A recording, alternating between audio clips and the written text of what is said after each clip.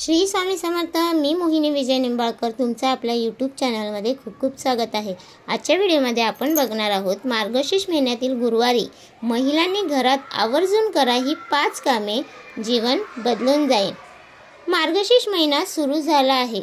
या महिन्यातील दर गुरुवारी काही अशी कामे आहेत ती आवर्जून महिलांनी केली पाहिजे। मार्गशीर्ष महिन्यात गुरुवारला खूप महत्त्व आहे। या दिवशी जर का आपण ही कामे केल्यास देवी देवतांची कृपा आपल्यावर अवश्य होईल। आपल्या घरात सुख, समृद्धी, वैभव, संपत्ती याची कधीही कमी पडणार नाही। असे मानण्यात आले आहे गुरुग्रहाचा गुरुवारवर खूप मोठा प्रभाव आहे। पतीचा पुत्राचा गुरुग्रह कारक आहे। देव गुरु बृहस्पती आणि देवांचे देव श्री हरी विष्णू यांची पूजा आणि नामस्मरण नक्की करावे। ज्याप्रमाणे आपण महालक्ष्मीची पूजा करतो त्याचप्रमाणे श्री हरी विष्णूंची पूजा करा। याच दिवशी आपल्याला 5 कामे करायची आहे।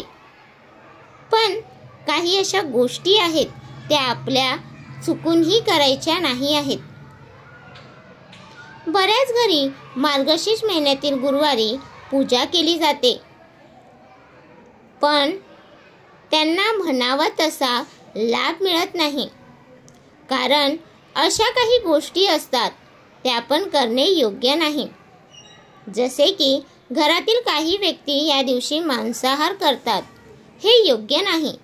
तसेच घरातील भंगार वस्तू चुकून सुद्धा विकू नये। त्यासोबत घरातील जाळी काढणे, घर सारवून घेणे, साफसफाई करत राहणे, केस दाढी करणे ही सुद्धा कामे शक्यतो करू नये। मार्गशीर्ष महिन्यातील गुरुवारी कोणती कामे आपण केली पाहिजे जेणेकरून आपल्याला महालक्ष्मीचा आशीर्वाद नक्की मिळेल। आपल्या कुंडलीतील गुरुग्रह जर का त्रासदायक असेल म्हणजे खराब असेल तर आपल्याला वैवाहिक जीवनात समस्या येऊ लागतात। आर्थिक समस्या सुद्धा बऱ्याच प्रमाणात दिसून येतात। तर या महिन्यातील प्रत्येक गुरुवारी आंघोळीच्या पाण्यात थोडी हळद टाकून आंघोळ करावी। वैवाहिक जीवनात तुम्हाला बदल दिसून येईल। ज्या लोकांच्या घरी संपत्ती, धन यांची समस्या येत असेल तर मार्गशीर्ष महिन्यातील गुरुवारी घराजवळील राम मंदिरात, श्रीकृष्ण मंदिर किंवा श्री हरी विष्णू यांच्या मंदिरात जाऊन गूळ फुटाणे आणि तुळशीची पाने अर्पण करावी। तसेच या दिवशी विष्णू सहस्त्रनामाचा जप कमीत कमी 1 माळ करावा। त्याचबरोबर घरात नेहमी कोणी ना कोणी आजारी सारखे पडत असेल, तसेच घरात नकारात्मक गोष्टींचा वावर जास्त असेल, एक छोटा उपाय तुम्हाला करायचा आहे। काही जणांना एक गोष्ट नक्की जाणवत आली, ज्या वेळेस घराबाहेर फिरत असतो त्यावेळेस प्रसन्न वाटते, पण घरात आल्यावर प्रसन्न न वाटणे, कोणतीही कामं करण्याची इच्छा न होणे यासारखी समस्या सारखी जाणवत असेल तर हा उपाय नक्की करून पहा।